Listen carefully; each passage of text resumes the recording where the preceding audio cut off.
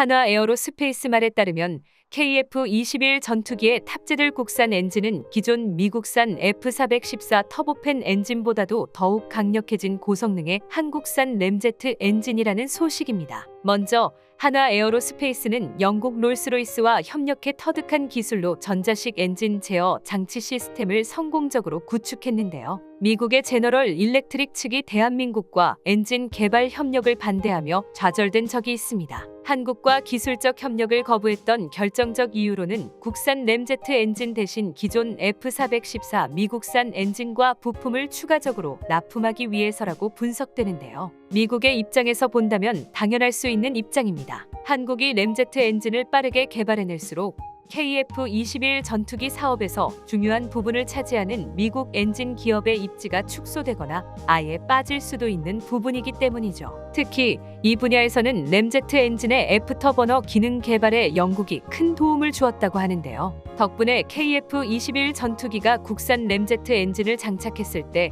초음속 이륙과 슈퍼크루징 비행을 완벽하게 해낼 수 있게 되었습니다. 카이 역시도 미국산 F414 터보팬 엔진의 성능을 뛰어넘을 수 있는 1만 애프터버너를 사용한다면 27,000파운드급까지 올라가는 엔진을 개발할 수 있다고 밝혔습니다. 이는 KF-21 전투기의 최종 목표가 유무인 복합 체계인 6세대까지 설정되었기 때문입니다. 엔진 목표가 올라가는 것은 단순 목표뿐만 아니라 저바이패스 엔진의 높은 고온을 견디는 신소재를 세계 최초로 대한민국에서 개발해냈기 때문이기도 합니다. 현재 1300도에서 견디는 신소재가 개발되었고 1500도까지 견디는 신소재도 연구 진행 중입니다. 한국의 첨단 제조업은 날이 갈수록 상승하고 있으며 터빈 블레이드와 램제트 엔진까지 차세대 엔진 기술력 획득과 더불어 제트기 엔진 핵심 기술까지 습득하는 데 성공했습니다. KF-21 전투기의 램제트 엔진 지상시험은 비행거리, 이륙 직량 등을 점차 늘려가는 방식으로 안정성을 가장 우선으로 두고 진행될 예정입니다. 눈앞의 상황만 본다면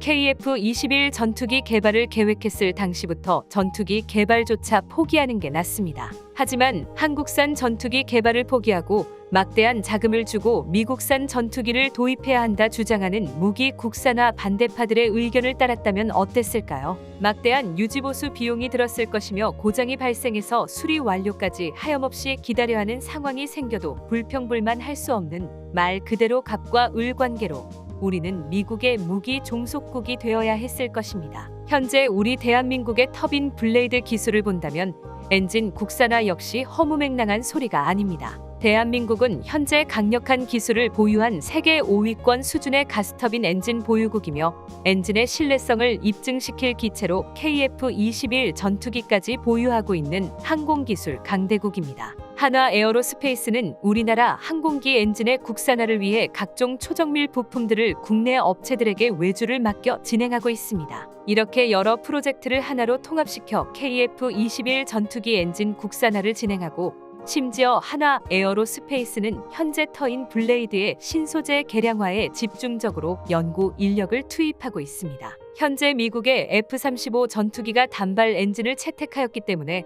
초기 KF-21 전투기 개발을 진행할 때 단발을 할지 쌍발을 할지에 대한 고민이 있었습니다. 결국은 비용이 추가되더라도 2개의 엔진이 들어가는 쌍발로 결정했습니다. 그런데 그 결정이 현재 KF-21 전투기 엔진 국산화를 실현할 수 있게 만들어 주었습니다. 단발이 채택되었다면 엔진의 출력은 더욱 높아졌을 것이고 그만큼 열 관리와 부품 변형을 막기 힘들어지기에 현재 목표한 국산 엔진 개발은 포기해야 했을 수도 있습니다. 물론 단발 엔진의 경우 쌍발 엔진에 비해 내부 무장 탑재를 더욱 많이 할 수 있다는 장점이 있습니다. 하지만 KF-21 전투기는 현재 반매립식 무장창으로 오히려 F-35 전투기보다 더욱 많은 무장 탑재가 가능합니다. 그렇기 때문에 결과적으로 쌍발 엔진 채택은 우리 엔진 국산화에 긍정적으로 작용한 것이죠.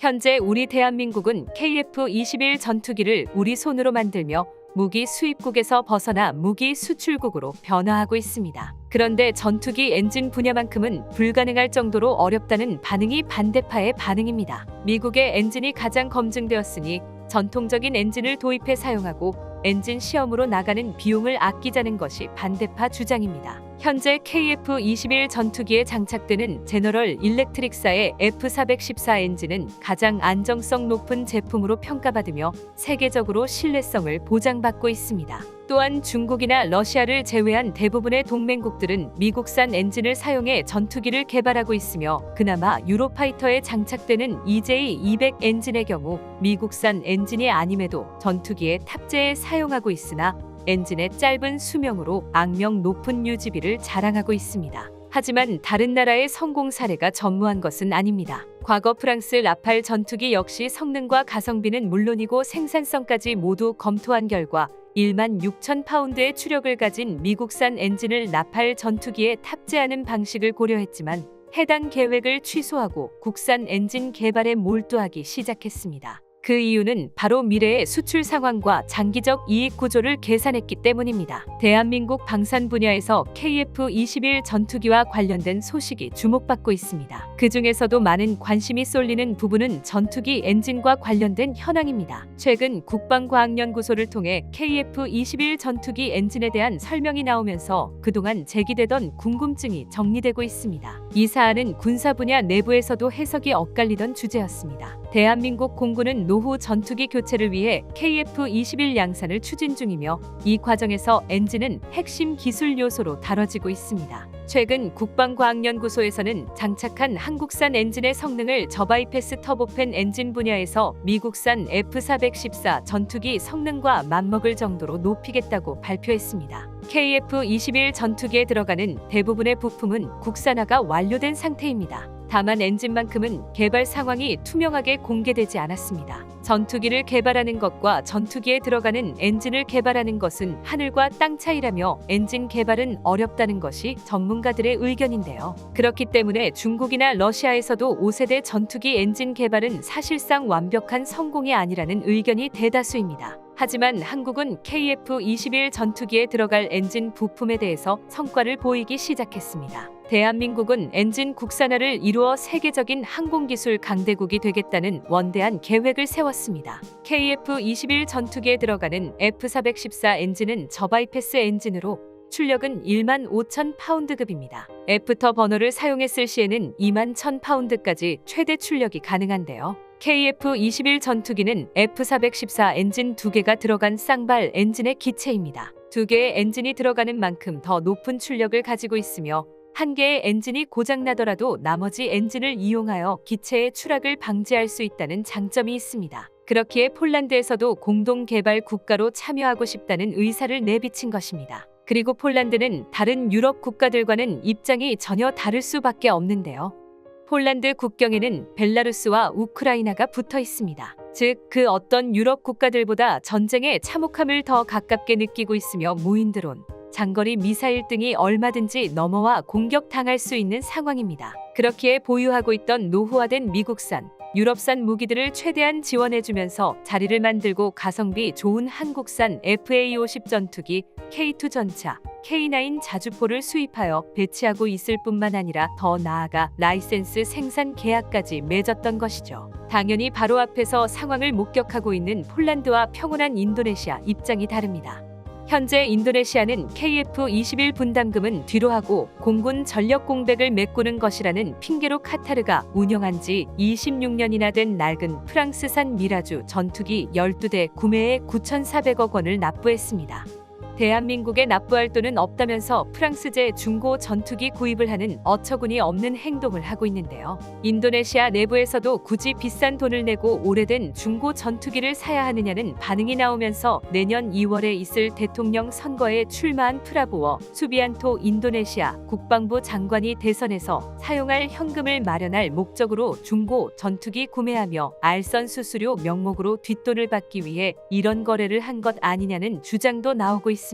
인도네시아는 정작 써야 할 것에는 안 쓰고 이제 와서 딴소리 중인데요. 처음 합의된 KF-21 분담금은 전체 개발비의 20%인데 16%까지 하향 조정해달라고 요청하고 있으며 납부 방법도 현금이 아닌 파묘로 결제하거나 아니면 블록원은 아예 없던 걸로 하고 블록2로 바꾸자는 겁니다. 유인 전투기가 무인 전투기와 함께 임무를 수행한다면 그 효과는 계산할 수도 없을 정도로 탁월한데요. 이에 발맞춰 국방과학연구소는 무기 자율화 기술을 개발하는 데 성공했습니다. 무기 자율 기술은 비행체 외부에서 발생하는 위협적인 환경 변화에 무인기가 자율적으로 대응하는 기술을 뜻하는데요. 이 기술을 적용한 무기는 위험을 회피할 수 있는 비행 경로를 미리 파악하고 그에 따라 임무 수행 순서를 정하고 행동합니다. 미래의 전장에서 군용 무인기가 작전 임무를 수행할 때 생존성을 향상시킬 수 있는 핵심 기술입니다. 국방과학연구소는 향후 군지평 무인기, 유무인 복합체계 개발 등에도 무인기용 자율항법 기술을 활용할 예정이라며 전술 상황을 인식하는 인공지능 기술과 다수 무인기의 임무를 최적화에 할당하는 기술로 유무인 복합체계에서 유인기 조종사의 임무 부담을 경감할 수 있는 자율화 기술 등을 선도적으로 연구할 계획이라고 밝혔는데요. 그리고 6세대 전투기 개발에 빠질 수 없는 게 있습니다.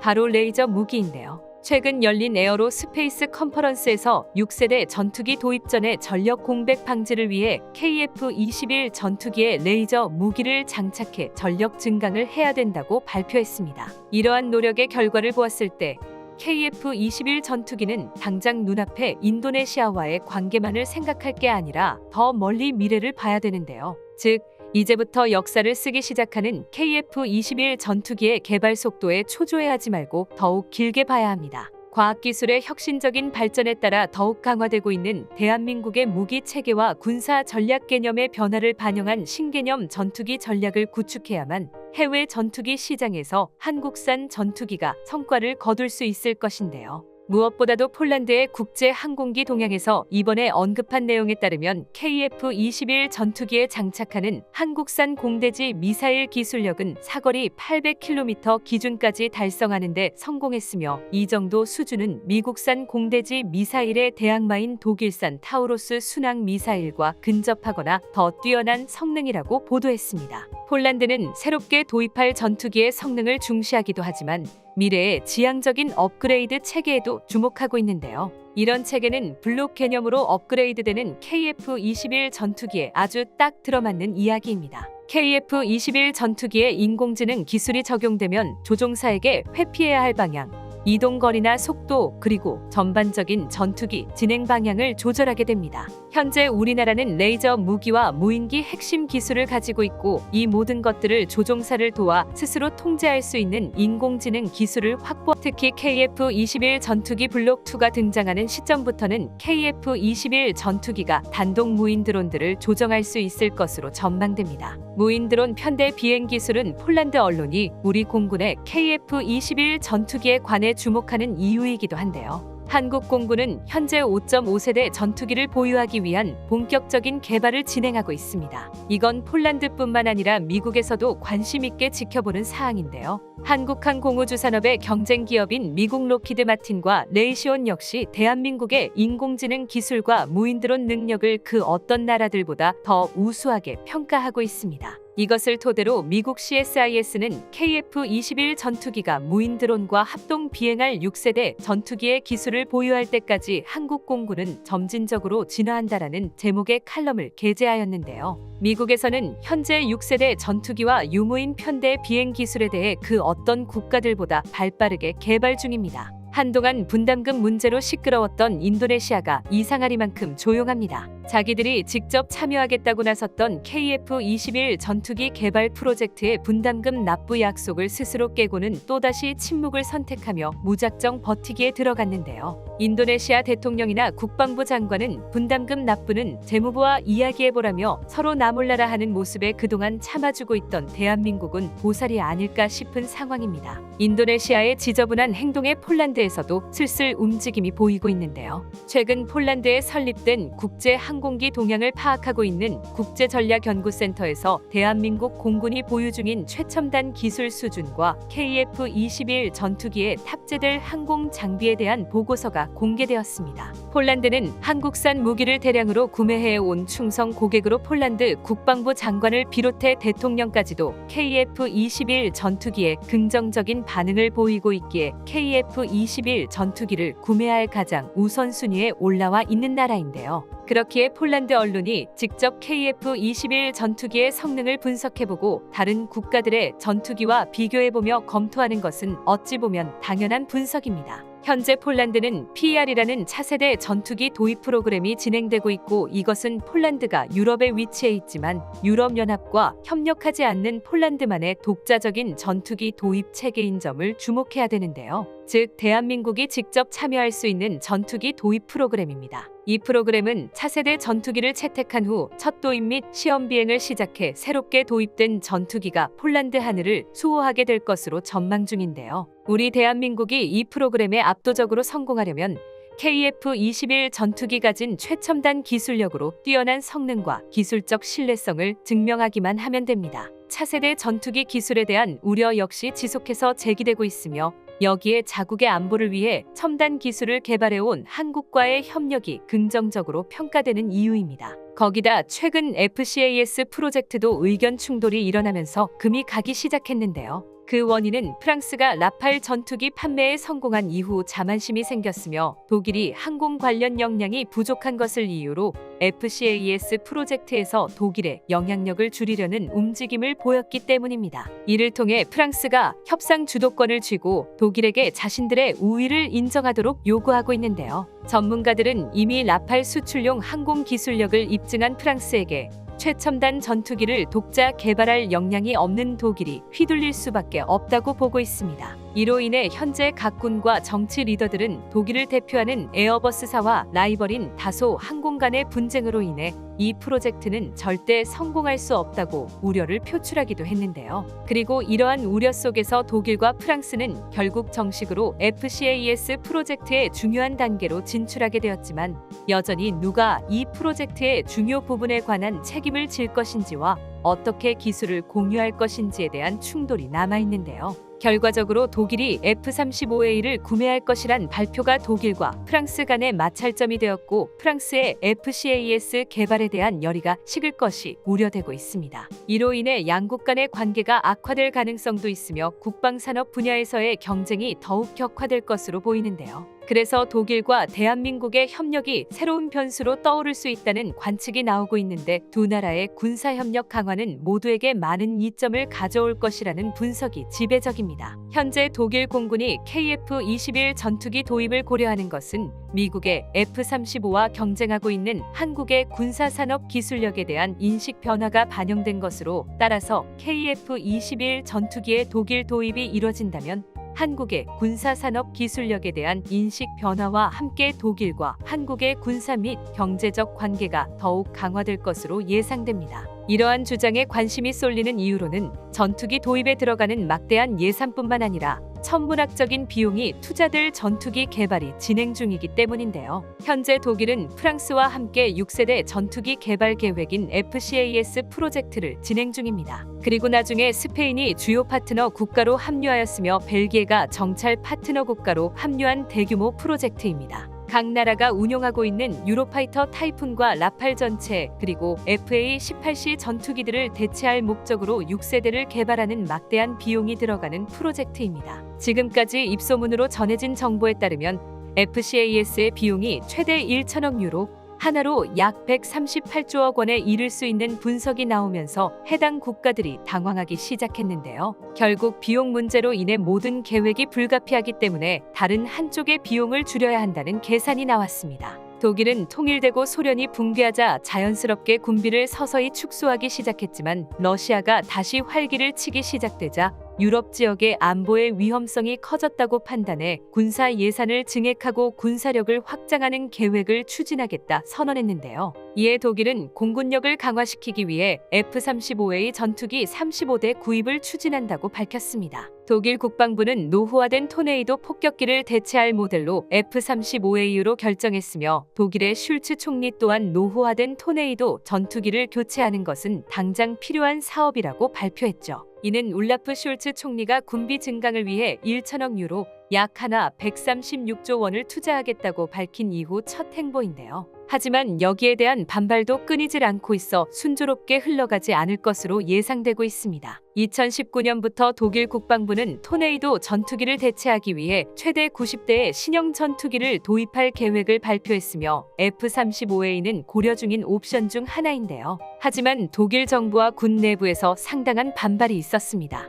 이유로는 F-35A의 높은 비용, 기존 독일 방어 시스템과의 호환성 및 미국 기술의 의존도에 관한 우려가 제기되었는데요. 특히나 F-35A는 선진 기술을 탑재하고 있지만 여러 가지 기술적 문제와 생산 지연과 추가 비용이 발생할 거라 예상되고 있어 이러한 문제가 독일이 F-35A를 도입할 때 발생할 가능성이 있기 때문에 군 내부에서는 불안감을 표명하고 있습니다. 이에 대해 일각에서 차선책으로 한국의 KF-21 전투기 도입까지 염두에 놔야 한다고 주장하고 있는데요. 독일 군사 매체에서는 독일 공군이 한국에서 개발된 KF-21 전투기를 도입할 가능성에 대해 긍정적인 태도를 보이고 있다 전했습니다. 실제로 한국은 KF-21 전투기의 수출을 위해 폴란드를 비롯해 사우디 등 벌써부터 여러 나라와 협력을 진행하고 있는 것으로 알려져 있는데요. 이에 따라 독일 공군도 한국과 군사협력에 나설 가능성이 높아지고 있습니다. 대한민국이 현재는 최첨단 전투기를 독자적으로 개발하는 항공 선진국가로 알려져 있지만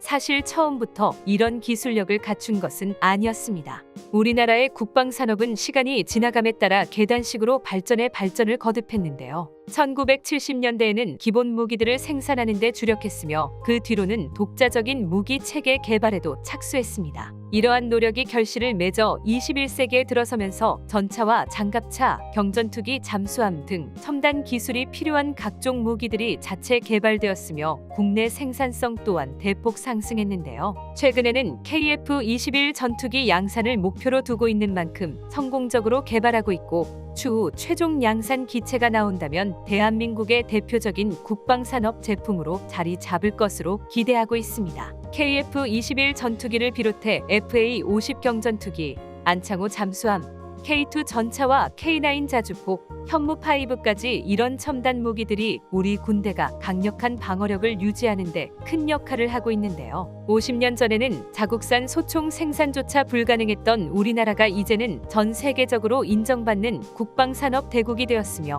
이러한 업적들은 앞으로도 계속해서 이어질 것으로 기대됩니다. 한편 지난해 러시아의 우크라이나 침공으로 유럽 내 안보 위협이 가중된 가운데 대만을 둘러싼 미중 갈등 심화와 북한에 잇따른 미사일 도발 등 전 세계의 군사적 긴장이 고조되고 있습니다. 혼잡한 국제 정세 속에 세계 각국은 국방 지출을 늘려 힘의 균형을 맞추기 위해 고군분투하려는 모습을 보이고 있는데요. 러시아의 우크라이나 침공 이후 국방비 지출을 늘리겠다고 선언한 독일의 움직임이 심상치가 않습니다. 독일은 1939년 9월 1일 폴란드를 침공하면서 2차 세계대전을 발발시킨 나라입니다. 이미 전쟁을 겪어봤던 나라라는 뜻이며 군수물자 연구 및 설계 그리고 생산에 대해서 많은 데이터가 축적되어 있습니다. 그리고 특히 전범 국가로 낙인이 찍혀 있는 상황에서 군비 증당에 소극적일 수밖에 없는 독일의 행보가 더욱 두드러지고 있습니다.